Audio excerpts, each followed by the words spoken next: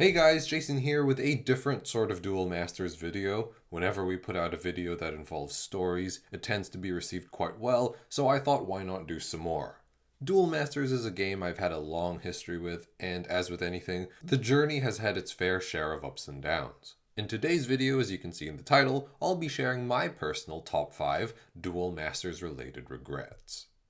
Number 5. I'll tell you right now, this is a missed purchase, but I'll give some backstory first. I played the game at school and with my friends from the end of 2007 to 2009. I started playing again in my first year of university in 2012, and I would spend a lot of time scouring the internet for cards in this time. One day, I stumbled across a seller based in England selling his entire collection on eBay. He had master sets for nearly all of the TCG expansions and had tons of duplicates and promos. I asked him if he'd sell separately, and he was kind enough to do so. This is how I got my English copies of Apocalypse Vice, Soul Swap, Cranium Clamp, and Bolmedius. The price was fair, and being a student, I didn't have much disposable income, so I was very selective with what I chose. So what's the regret? Well, I deeply regret not ever going back to him to buy more cards, especially since I so vividly remember seeing cards that I would never come across again. English versions of Crystal Spin Slicer, Promo Bazagazil, and reasonably priced Miraculous Spells, to name a few. Number 4. Yet again, an instance where I should have bought more. Delving into the well of purchases I failed to act on, back in 2012 to 2013, I was buying cards from trollandtoad.com. It's a website that sells plenty of cards at decent prices, and there was a period after the game died where they had a respectable selection of Duel Masters cards.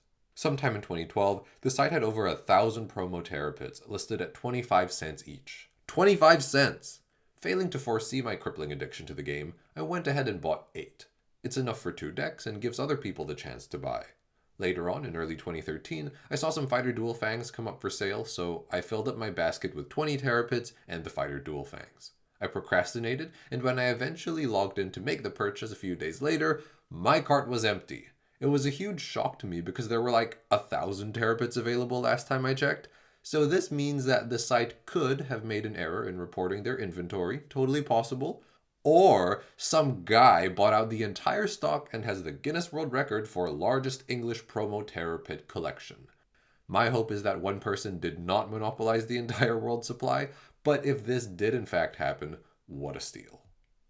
Number 3. Selling my collection. As you can tell, I've messed up, but with the previous entries, you could say they didn't hurt as much because I never owned the cards, therefore I didn't really lose anything. As I approached my later years of high school, I lost interest in DM. I mean, it was a dead game, so I didn't think I had any intention of revisiting it, and I also thought it was time to part with my cards. My collection was never big to begin with. Really, I just had cards for a deck or two plus extras. So I sold all my cards on TradeMe, a New Zealand-based marketplace, for something in the range of 80 to 100 New Zealand dollars, or approximately 50 USD. This collection included loads of shield triggers like Terrapin, Mana Nexus, and Natural Snare, a playset of Twin Cannons and Cryptic Totems. It also had the usual staples like Bronze Arm and Hulkus, but most significantly, a playset of Promo Corile, a set I have failed to rebuild since getting back into the game, as I am still missing one. This rash decision haunts me to this day. In the same vein, I also sold the genuine Chinese Bolmedius Steel Dragon to a friend for 20 New Zealand dollars, which he still has. I had wonderful friends, so it may surprise you to know I hadn't spent any money on the game at that point, and as a kid $100 was no joke. So while I was pretty pleased with myself because I effectively profited off the game at the time, I would soon find years later that I was only kidding myself because I've spent bucket loads more since returning to the game. Number 2. Starting the game too late. As most people know, the lifespan of Duel Masters in the West was from 2004 to 2006 or 7. My middle school days were at the tail end of DM's life, but dare I say it was the most popular game at my school. Unfortunately, I was a close-minded Yu-Gi-Oh player back then, not interested in learning a new game. I'm a pretty stubborn person in general, and I often choose to minimize the number of my hobbies so I can dedicate more time to them. Basically, the opposite to Jack of all, Master of none. So I ignored Duel Masters throughout all of 2006, but finally caved towards the end of 2007. By this point, the game was on its way out with the school year coming to an end and tournaments stopping entirely. My inaction caused me to miss out on a number of tournaments and witnessing many stories firsthand. Stories some of my closest friends got to live through and talk about. But as the saying goes, better late than never, I guess. Number 1. Not making videos earlier. I guess it's true what they say about a person's biggest regrets being what they don't do. This yet again takes place in my uni years. Oh good lord, I am sensing a trend. So I was on holiday in the Philippines visiting family, and I went to a hobby store called Hobbs & Lands, which typically stocks a small selection of trading cards. The particular branch I was browsing had Duel Masters packs being sold for dirt cheap. Packs were 50 pesos each, which translates to about $1. I asked the shopkeeper to look for more stock in the back, and ended up buying several booster boxes worth of Shadow Clash of Blinding Night. The pulls were just okay. I pulled 1 Balam, 1 Galk Life, 2 Alcadius, and a crap ton of Double Geyser. So what's the regret?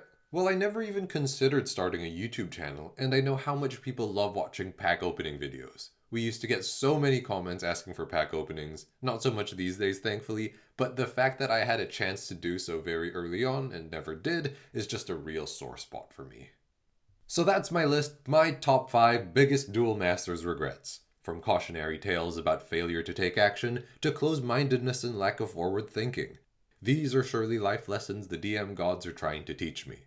This video is a bit different, so if you like the format, be sure to let us know and comment on what future topics you'd like us to do. And if you want to make me feel better about reliving my past failures, feel free to share your biggest DM regrets down in the comments as well. But that's all for now. As usual, thank you guys so much for watching, stay safe, and we'll see you guys next time.